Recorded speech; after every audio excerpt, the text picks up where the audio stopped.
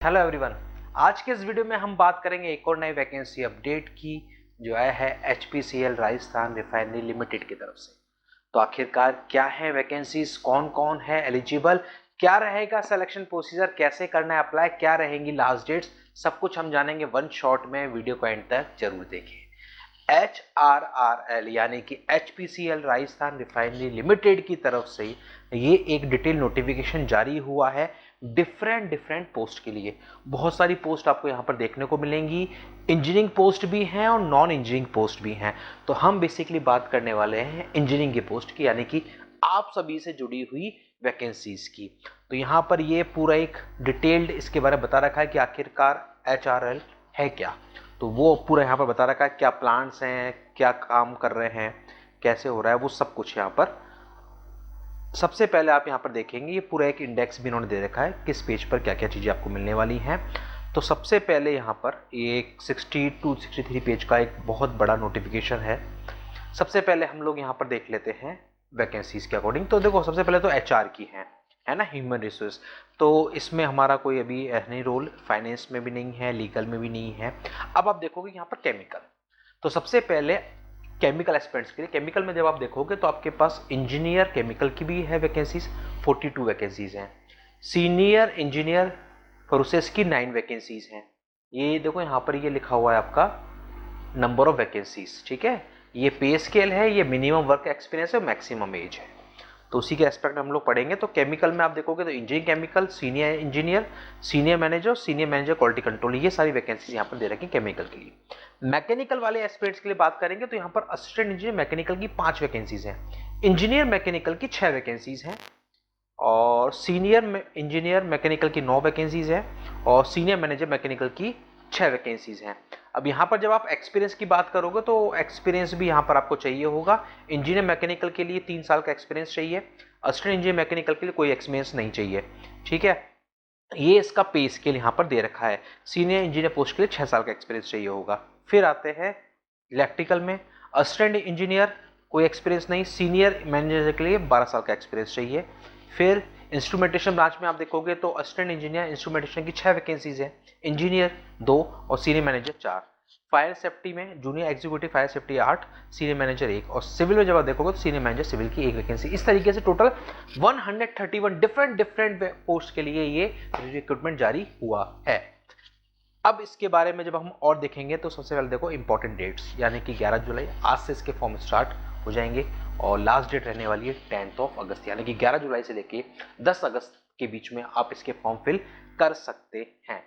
अब यहाँ पर देखा है cut off date. Cut off date जो है वो है आपकी 11 जुलाई, यानी कि आज जिस दिन से फॉर्म स्टार्ट हो रहे हैं वो इन्होंने रखी है cut off date for the calculation of age, work experience, qualification, सब कुछ के लिए जो कट ऑफ डेट है 11 जुलाई, यानी कि 11 जुलाई तक आपके पास वो मिनिमम एलिजिबिलिटी होनी चाहिए। ये यहाँ पर साफ साफ मेंशन है, ठीक है। एलिजिबिलिटी, वर्क एक्सपीरियंस, वो सब कुछ इन्होंने आगे पूरा दे रखा है टेबल में एक साथ, जो हम देखेंगे। सबसे पहले यहाँ पर इन्होंने ह्यूमन रिसोर्स की बात की है, इसको हम लोग स्किप करेंगे। तो यहाँ पर जब सबसे पहले देखोगे तो टेक्निकल इंजीनियरिंग पोजीशन में सबसे पहले यहाँ पर इंजीनियर केमिकल। जब इंजीनियर केमिकल की देखोगे तो आपसे मांग रहा है डिग्री में 4 इयर्स की full time regular engineering degree, BTech चाहिए, 60% एग्रीगेट परसेंटेज होनी चाहिए केमिकल या पेट्रोकेमिकल में, ठीक है। एसेंशियल वर्क एक्सपीरियंस आपसे मांगा है इंजीनियर में 3 साल का पोस्ट क्वालिफिकेशन आपके पास एक्सपीरियंस होना चाहिए ऑपरेशन, टेक्निकल और प्रोसेस डिवीजन में। ये इंजीनियर है, ठीक है। ये है सारी रेस्पॉन्सिबिलिटीज जो रहेंगी as a chemical engineer. Then senior engineer process में बात करोगे तो 4 इयर्स की आपके पास मतलब BTech डिग्री ही चाहिए, लेकिन एक्सपीरियंस आपको 6 साल का चाहिए होगा इस रेस्पेक्टिव फील्ड में, और ये रहने वाली सारे आपके जॉब रेस्पॉन्सिबिलिटीज। फिर सीनियर मैनेजर की बात करते हो तो BTech आपको चाहिए, 60% वही सब कुछ सेम में रहने वाला है, यानी कि एक्सपीरियंस अब बढ़ जाएगा 12 साल। तो यहाँ पर आप देखोगे engineer, senior engineer, senior manager, तो ये एक डिफरेंट हैं प्रोफाइल, और ये वर्क एक्सपीरियंस वाली हैं प्रोफाइल। तो वो एस्पिरेंट जो ऑलरेडी जॉब में है, ऑलरेडी वर्क कर चुके हैं 3 साल, तो इंजीनियर पोस्ट पर अप्लाई कर सकते हैं। सीनियर इंजीनियर 6 साल का चाहिए, सीनियर मैनेजर 12 साल का चाहिए। तो ये हैं सारी रेस्पॉन्सिबिलिटीज। अब इसके बाद फिर हम देखेंगे ये सीनियर मैनेजर क्वालिटी कंट्रोल।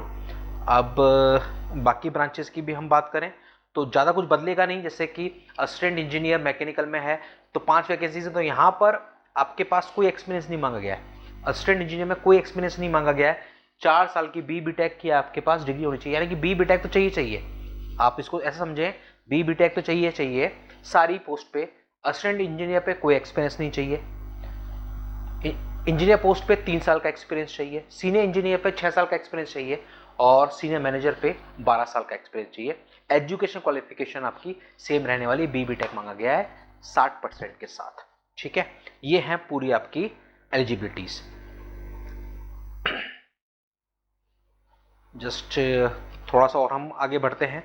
ये मतलब डिफरेंट आप जब देखोगे ब्रांच वाइज, तो यहाँ पर जॉब रोल्स जो हैं या एक्सपीरियंस जो है वो एक पर्टिकुलर फील्ड में आपको दे रखा है, बाकी एक्सपीरियंस और क्वालिफिकेशन चाहिए वो सेम रहने वाला है, चाहे आप किसी भी ब्रांच में इंजीनियर, सीनियर इंजीनियर या असिस्टेंट इंजीनियर, सीनियर मैनेजर की बात करें, तो वो सब कुछ सेम रहने वाला है। जैसा कि मैंने कहा, बहुत बड़ा ये नोटिफिकेशन है, हर एक पॉइंट यहाँ पर आपको दे रखा है डिटेल में, मतलब ये की जॉब रोल्स जो है वो पूरा आपको दे रखा है, रेस्पॉन्सिबिलिटीज वो आप अच्छे से एक बार देख सकते हैं। इंस्ट्रूमेंटेशन ब्रांच का ये है। ठीक है, हम जस्ट ये पूरा एग्जैक्ट सेम है एक्सपीरियंस वाइज अगर हम देखें तो। यहाँ पर अब जो अगला इंपॉर्टेंट पॉइंट है आपके लिए, जस्ट वो हम लोग देख लेते हैं, वो है ये पे स्केल। पे स्केल में जब बात करोगे तो असिस्टेंट इंजीनियर ऑफिसर पे स्केल ये रहने वाली है, इंजीनियर के लिए सीनियर इंजीनियर और सीनियर मैनेजर। तो सीटीसी जो होगा लगभग अगर हम देखें तो इंजीनियर पोस्ट के लिए 13.66 lakh, assistant engineer 10.97, senior engineer के लिए 16.70, सीनियर मैनेजर के लिए 22.67 लाख। ये रहने वाला है सीटीसी। 1 साल का प्रोबेशन पीरियड रहेगा, ये इसमें लिखा हुआ है, डेट ऑफ ज्वाइनिंग से 1 साल का आपके पास प्रोबेशन पीरियड रहने वाला है। शॉर्ट लिस्टिंग और सिलेक्शन मेथोडोलॉजी भी अलग अलग पोस्ट के लिए अलग अलग है। यहाँ पर आप देखोगे तो पहला दे रखा है junior executive fire safety, junior executive officer language. ठीक है, इसको हम स्किप करते हैं क्योंकि हमको चाहिए टेक्निकल। तो टेक्निकल में जब आप देखोगे तो यहाँ पर देखो टेक्निकल भी दे रखा होगा आपको, हाँ, for the position of assistant engineer, assistant officer और ऑफिसर इंजीनियर, इन सारी पोस्ट के लिए जब देखोगे तो आपका एक जनरल एप्टीट्यूड टेस्ट होगा, टेक्निकल नॉलेज टेस्ट होगा। यहाँ पर आपका objective based computer based test होगा जिसमें नेगेटिव मार्किंग नहीं होगी। 2 पार्ट्स होने वाले हैं, एक जनरल एप्टीट्यूड और एक टेक्निकल नॉलेज। जनरल एप्टीट्यूड में आपसे पूछेगा English, country aptitude, intellectual potential test जिसमें लॉजिकल रीजनिंग और डेटा इंटरप्रिटेशन आएगा, और टेक्निकल में आपके टेक्निकल फील्ड से संबंधित क्या क्वेश्चन पूछे जाएंगे। और यहाँ पर ध्यान रखना है, सबसे पहले सीबीटी एग्जाम होगा, उसके बाद आपका ग्रुप टास्क और पर्सनल इंटरव्यू, ये वाला प्रोसेस होने वाला है, यानी कि मल्टीपल स्टेजेस हैं यहाँ पर। सबसे पहले सीबीटी देना है, देन उसके बाद जीडी, जीटी और इंटरव्यू आपके होने वाले हैं। अब यहाँ पर जब आप देखोगे तो मिनिमम क्वालिफिकेशन भी चाहिए, 50% आपके टेक्निकल पेपर में आना चाहिए मिनिमम आगे बढ़ने के लिए। ठीक है, ओवरऑल जो दोनों पेपर हैं उसमें 60% आपके होने चाहिए जनरल कैटेगरी के लिए, बाकी के लिए 54%। ग्रुप टास्क और जीडी में आपके पास मिनिमम 40% आपको स्कोर करना है जनरल कैटेगरी, बाकी के लिए 33.33, और पर्सनल इंटरव्यू में 40%। ओवरऑल जब देखोगे तो पूरे में means CBT plus GD plus interview तो 60% आपको चाहिए होंगे ओवरऑल जनरल और ईडब्ल्यूएस, और बाकी के लिए 54% ये आपको चाहिए होगा। कंप्यूटर बेस्ड के लिए जो सिलेबस है वो वेबसाइट पर बहुत जल्दी वापस अपलोड कर दिया जाएगा, ये यहाँ पर लिखा हुआ है। अब यहाँ पर बात करें senior officer, senior engineer, senior manager, company secretary post के लिए, तो यहाँ पर भी जो आपका क्वालिफिकेशन होना वो इंटरव्यू के बेसिस पर होगा, और इंटरव्यू में मिनिमम क्वालिफाइंग मार्क्स आपको 60% चाहिए होंगे, ये यहाँ पर लिखा हुआ है साफ साफ।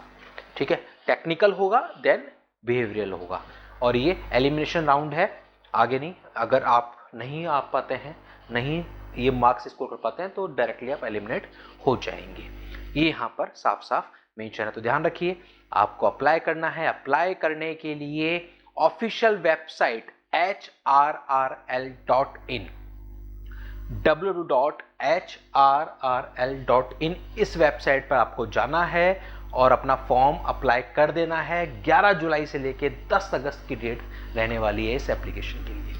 तो आप सभी एस्पिरेंट जो कि इंटरेस्टेड हैं और जिनके पास एक्सपीरियंस है रेस्पेक्टिव फील्ड में, वो बिना देरी करे इस अपॉर्चुनिटी का फ़ायदा उठाएं, और ऐसे ही वैकेंसीज़ के लेटेस्ट अपडेट्स के लिए आप लोग बने रहिए। इस चैनल पर। यहाँ पर आपको मिलते हैं सारे वैकेंसी से जुड़े हुए लेटेस्ट अपडेट। मिलते हैं अगले वीडियो में अगले नए वैकेंसी अपडेट के साथ। अभी के लिए इतना ही। Thank you.